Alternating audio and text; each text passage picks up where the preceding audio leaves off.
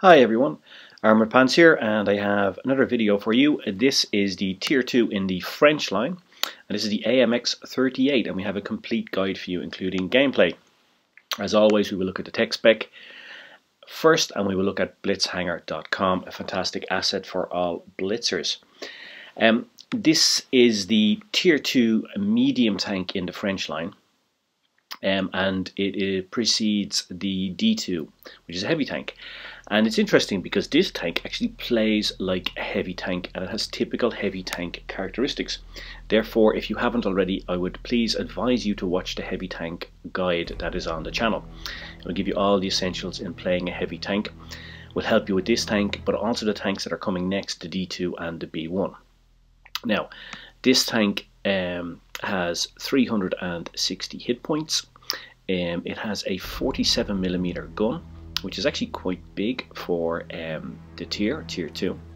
Therefore, it has a relatively slow reload, 6.97 seconds, almost 7 seconds, but it does 50 damage per shot, which is also quite a lot for its tier. And this is another reason why it has the rather long reload for its tier of up to 7 seconds. The tank has a very poor traverse speed, so therefore you will need to move the tracks when turning the turret if you want to get on target quickly. The tank is also not very fast for a medium tank. It only does 28 kilometers an hour, and it's quite sluggish. But then that's because it plays more like a heavy tank, and as we look at the armor here, you will see that it has a heavy tank armor profile. It will bounce shots for you. If you look at the top left hand corner and look at the relative thickness of the armor, you will see it going red a lot. This tank can side scrape. It will bounce shots off the turret, it will bounce shots off the side, it will bounce shots off the front. If you look at those relative armor thickness and you angle that to make the maximum effect on the armor, you can create a good effective armor, really good effective armor. What is the difference between effective armor and real armor? Well, if your real armor is 40mm thick and you angle it up, the effective armor can go up to 50, 60, 70 and higher millimeters. So therefore, if you fire a shot with 50mm of pen, you've created effective armor angle of 60, you will bounce. And all of this is in the heavy tank guide, so please have a look at it if you haven't already. You need 2 repair kits, because if we look at the external modules, you'll see your tracks are exposed, and therefore you will receive damage. Your tracks will get hit, and therefore you need the extra repair kit to repair those. So don't be tempted to get the engine accelerator because the tank is rather sluggish. Instead, use the second repair kit because you will need it. Again, looking here at the relative armor angles, we see that this tank, and I really can't emphasize enough, will bounce shots if played correctly. If we look here front on to the enemy in its own tier, it's red. When up tier, it will of course be penned, but even against tier 3s, you will bounce some shots too, because getting that armor thickness, the relative armor thickness, is relatively easy just by angling that tank up. And of course, a thing to remember is that armor thickness is all relative. So in this tier 2, and even against tier 3, you will be dealing with a lot of low caliber guns, and they will not be able to pen you. Again, just looking at this front on armor, looking at the relative armor, even on the sides, you will bounce shots.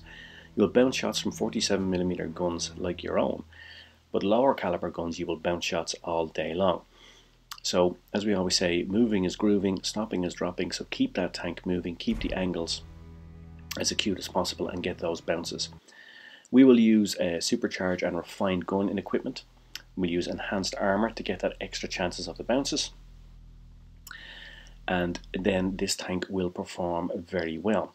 One other thing to note about the gun, the 47mm, is that it's the same gun that you will see when you move up the tiers to the D2, which is next in line, and even the B1 in tier 4 has exactly the same gun. It does exactly the same damage, 50 hit points, and only real difference is that the reload time decreases as you go up through the tiers. So getting good with this gun on its gun handling will serve you very well as you move up through the tiers, because you will use the same gun right up until you're ready to move on to tier 5, and that's a significant advantage in this French tank line. So pay attention to the gun handling in this tank, because it's very similar to the gun handling you'll experience when you move up to the D2 and the B1. Also, the fact that this is a medium tank but has heavy tank qualities and characteristics allows you to move the skills you get with this tank very easily up into the D2 and the B1, because they are also heavy tanks with very similar characteristics. Well armoured, slow moving, exactly the same gun, similar traverse speeds, etc. So bear that in mind. Any time you spend on this tank is not wasted as you progress up the ranks. Indeed, it will actually stand you in great stead and give you a skill base for doing well as you move up through the tiers in the French line. So, that noted, let's look at this game here, and you'll see some of the great characteristics of this tank at play here. Use of the gun, which is quite reliable and accurate and does some nice damage despite the long reload. And using the supercharge, we're getting that muzzle velocity up over 1000 meters per second. And using the refined gun, we're reducing penetration loss over distance. Now, my team did a good job spotting up the enemy, so I know it's safe to move up here. I also have confidence in the armour on this tank. I know that with that small turret, those good relative armour plates on the side, I'm going to be able to move up here with some confidence. Now we're kind of catching the enemy out in the open, and I'm going to be able to put in some shots. You can see here again the gun, really nice gun handling on it. I really do like it. See here, distance shot, take my time. Aiming is maiming. You see that? Really nice. And that's a bit of dispersion shooting as well over distance, and the gun handling is really good. I'm going to round in here into the T18, and now we look across, and again I take careful aim with the gun. Aiming is maiming. Bam, pop one off. That extra muzzle velocity from the supercharge really helps over distance. Shell flies across, goes through. Now he thinks he's in cover. No, nice shot through there. Nice alpha roll on him. And you can see that I have moved up. I'm putting all sorts of damage into the enemy. I'm causing them all sorts of hurt and harm. I'm harrying them, making them move position, lose position, making them lose tanks. And as of yet, I still haven't taken a single shot. I still have complete full hit points. Now, normally moving into a position like this is quite dangerous, because you can be shot easily, you can take damage and might even be killed. However, I have complete confidence in this tank's armour, and I know that I can put these shots in, and even if they fire onto me, and they're kind of ignoring me from the moment because my allies are kind of taking all their attention, but even if they put shots onto me, I'm confident that I can bounce them. Putting a shot into that T18 front on is a waste of time. It has troll armour on the front, so that's why I'm not taking the shots on it there, because it's just a complete waste of time. Instead, I'd prefer to take an easier target and one of the more lightly armoured tanks. Now I'm looking at the mini-map. I think it's safe to move forward. Again, I have confidence in the armour of this tank. I think that I can put some shots in, like clear him, and there you go, bounce, bounce. I'm bouncing shots left, right and centre. This is what I mean about the armour on this tank. The good gun allows me to return fire. We clear another one of them, and now the game is over. It's 5v2, and this AMX here, 38, has really performed very well. Put another shot into him. You see how good the gun handling is on it, and I can move up with confidence. And we are now over 3.5 minutes into the game, and I still have not received a single piece of damage. I still have my full complement of 360 hit points, and that is the beauty of this tank. As long as you do so sensibly, you can move up, take on the enemy, confident in your tank and its armour. If you look at the turret here as we drive along, look at it from the back, look at those angles, look how difficult it is to pen that. You are going to be hitting all sorts of acute angles when you fire straight onto that, and it's going to bounce. And this turret, and that's why this turret is so reliable. And then combine that with the thickness of the armour and the angles you can create on the main body of the tank, you are dealing with a tank which will really serve you well. Again, look at that gun handling, beautiful, nice shot. Put another one into him here, clear him. Now I've taken a bit of damage, but I know because I've conserved my hit points, I know I can do that. A little bit of a ram onto him, and then I fluffed the last shot, if you can believe that. After all those lovely shots I put in over distance, difficult snapshots and tracking shots, I actually fluffed the last one at the end for the last kill. But nonetheless, still a mastery badge on the AMX 38. Almost 700 damage in tier 2, which is pretty impressive. And as you can see, did a lot of damage to each of the enemy tanks. I got 3 kills and even did a little bit of spotting. Look at the credits, look at the XP. Did very well on the XP, which is what won the mastery badge for me.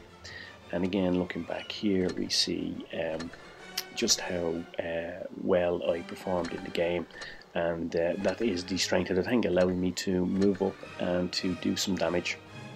And you see there I got patrol duty and the master gunner, etc. And the sharpshooter for the performance in that. As I said, did really well and made all the shots count, except until the end when I fluffed the easiest shot of all. But there you go. Happens to the best of us. A little bit of loss of concentration, I guess. Now, recap on the key points of this tank. This is a solid tier 2 tank. It's very well balanced, and it will serve you very well.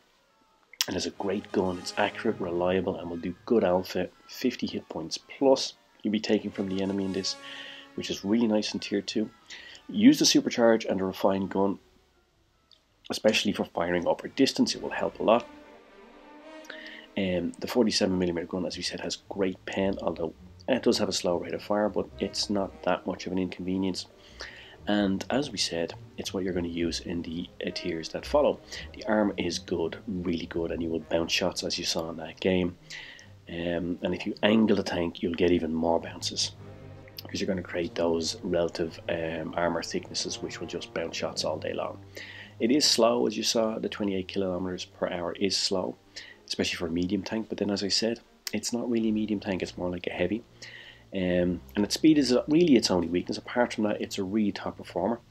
And if you move the tracks when traversing the hull and the turret at the same time, then you will actually come onto target much faster, and that will sort of negate some of the weakness of it being slow.